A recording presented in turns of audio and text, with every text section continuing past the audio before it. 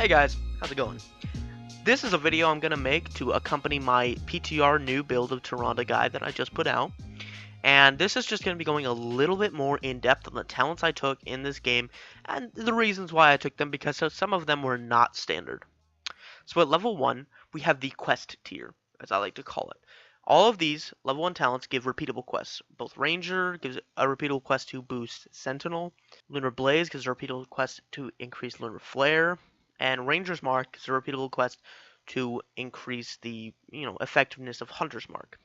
So at this tier, I took Lunar Blaze. I think Lunar Blaze is a fantastic talent because Lunar Flare is one of the strongest stuns in the game by far. It is amazing. Its sheer range just can't be beaten. So at level 1, I took Lunar Blaze. Lunar Blaze says that hitting heroes with Lunar Flare increases its damage by 3%. After hitting 10 heroes, Lunar Flare no longer has a mana cost. After hitting 20 heroes, increase the range of Lunar Flare by 40%. I think this is just an insane talent, and I don't know why you would ever take the other two. Increasing the range by 40% was a talent that used to be on Tyrande, and it was super strong and powerful. And increasing the mana cost is great. And I mean, it's not firing away, oh my god, this talent is amazing, it makes Tyrande broken. But the other two are not so good. Sentinel deals more damage based on the distance traveled, up to 75%.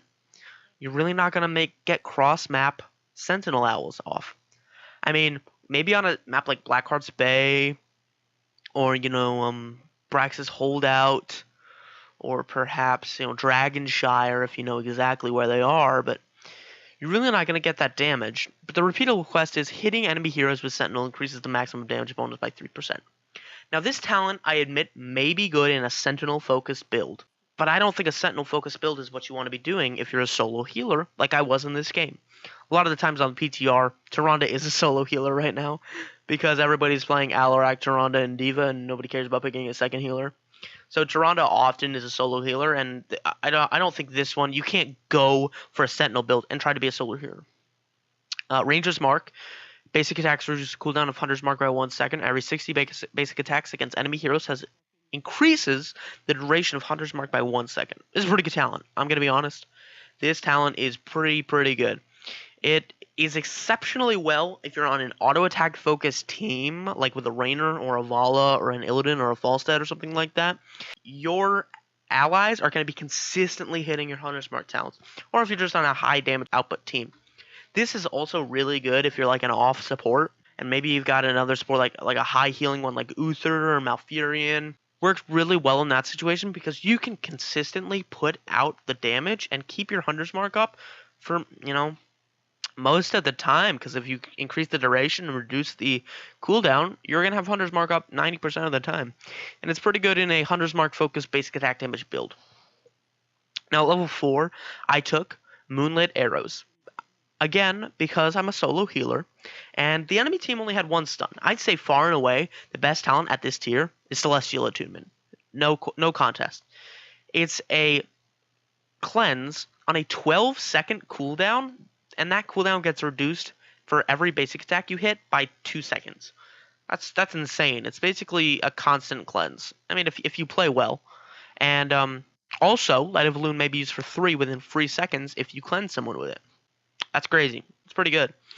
But in this game, the only stun on the enemy team was a Tyrande. So I didn't feel like there were enough stuns to warrant this over Moonlit Arrows, which just increases the amount of Light of Loons I can use by increasing the cooldown reduction my basic attacks give. My theory with thinking of this build was, how can I do the most healing possible? So I took a lot of Light of Loon talents. I took Moonlit Arrows, and I took some of the other Light of Loon talents that just increase the healing you output. Tal'Dorei Resistance, Light of Loon grants the target 15 spell armor for 6 seconds, stacks up to 4 times. I mean, I guess it's good. Playing against a high spell damage team, it could be good, but I don't see how this gets any more use than the other two, which are just pretty good talents. At level 7, I think I made a mistake. I'm going to be honest, in this game, I think I made a big mistake.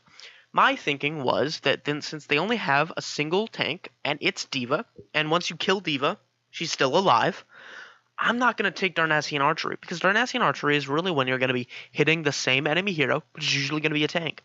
And I thought, I want to take Darnassian Archery when they have multiple tanks on their team, that I can consistently get those auto attacks off and keep hitting my tanks. But I thought, since there's a diva in this game, Huntress's Fury, Hunter's Marks make basic attack splash. I thought, if I can put Hunter's Mark on the diva, we can burst down the diva, and my basic attacks can disseminate through the team, right? And I can do some damage while also killing a diva that it doesn't really matter if you kill, because you're just going to come back as the pilot. I think this was a big mistake, though, because the sheer benefit of getting Darnasian Archery, you're going to be hitting the same target most likely. You're not going to be swapping targets. So that's, on average, just 5% increased attack damage, which is pretty good. And it stacks. Huge mistake for me, I think. True Shot Aura, just don't take unless you have Rainer or Vala or Illidan or Falstad or something that benefits from the auto attack damage. It's just not useful on a normal team. Level 10, this is a point of contention, you know? Shadow Stock is really good if you are playing a damage dealing role. If you're an off support or you're trying to go for a more auto attack focused build with Hunter's Mark, Shadow Stock is the way. You get stealth and you gain movement speed. It's pretty good. And when you exit stealth, you get 50% attack speed. That's awesome. Your damage output increases significantly when you take this.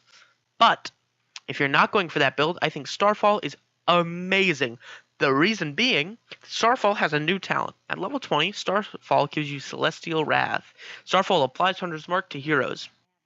Wow, that's crazy. That's just 25% passive damage increase combined with the, just the normal damage you get from Starfall and the slow. It's really good talent. I think that's the talent you want to be choosing at that level unless you go for a specific build. Level 13, I took Quickening Blessing because unless you're going for a Sentinel Owl build, I don't think these two are really useful. Maybe Harsh Moonlight could be useful if you have some really chasing down heroes that are just gonna beat you into submission, like Illidan or Falstad or something. But I don't think this one is too terribly useful, and I think Quickening Blessing just allows you to get out of there quicker. Yeah, sure, this slows them by 30%, but this increases your movement speed by 25% and has more versatility. You can use this on a hero that is engaging. You can use it on a hero that's escaping. You don't have to aim this. It's more consistent, I think. This is the one I took, by the way, because I'm using a lot of Light of Illusions. I can get that ability off more often. So I thought Quickening Blessing is the way to go. Empower, I think it's terrible. It seems weird because reduce normal's cooldown by 4 seconds each time it hits a hero. If you hit 3 heroes, your cooldown is basically refunded. That's crazy. Except that Sentinel Owl costs 70 mana. 70 mana is a lot on Tyrande.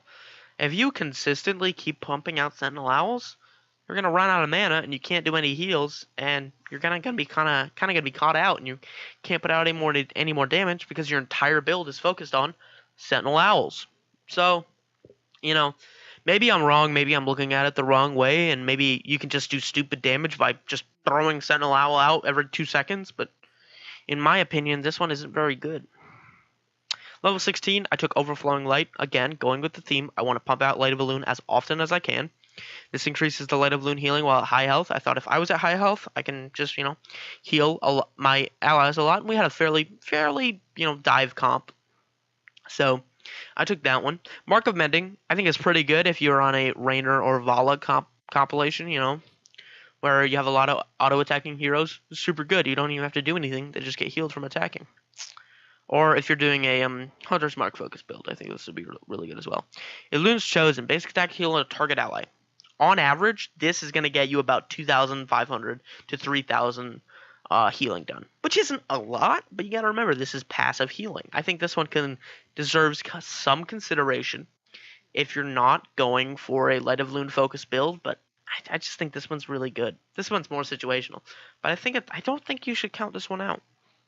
Level 20, I just took Celestial Wrath. I don't think there's any point to taking these two. Yeah, every 10th auto attack increases your basic attack range by 1.1, which is really good. And every 10th basic attack against heroes casts a free Lunar Flare at a random hero near Tyrande's position. This is why I don't like this one. It's a random hero near Tyrande's position, not the one you're attacking. It just stuns a random hero, or doesn't even stun him because they can dodge it. Now, it might be good in some builds where you're focused on attack speed and, getting that up there, but you only get attack speed with Ice Blade Arrows. Ice Blade Arrows gain attack speed, reduce enemy damage dealt. situational, maybe. I don't know. I really have to try this build out. This is the only one I haven't tried with Ice Blade arrows. I've tried Shooting Star and Celestial Wrath. Shooting Star, I found that just didn't stun what you want, and most of the time they just could dodge the stun. It might work, but taking that over Celestial Wrath, which applies Hunter's Mark to all heroes hit, I just don't think it's worth it. Well, that's going to be my video on Tyrande's talents on the PTR and her new build. That's what I chose. You know, again, it's not a rubric for what's great. You can kind of mix and match and feel the hero the way you want to play it. Maybe you don't like Lunar Flare, or maybe you want to go for the Sentinel Owl build. It's completely up to you. And I think they could all be good builds. I think Blizzard did a really good job with her, soft rework. It's really good. Like this video if you liked it. If you didn't like it, dislike it, and leave a comment telling me why. I can't fix myself if you don't tell me what's wrong, Subscribe if that's your sort of thing, and I'll try to upload daily videos. I might not on the weekends, because, those are for me, but I'll try definitely to upload daily videos on the weekdays. Thanks for watching, and I'll talk to you later. Bye. Good video.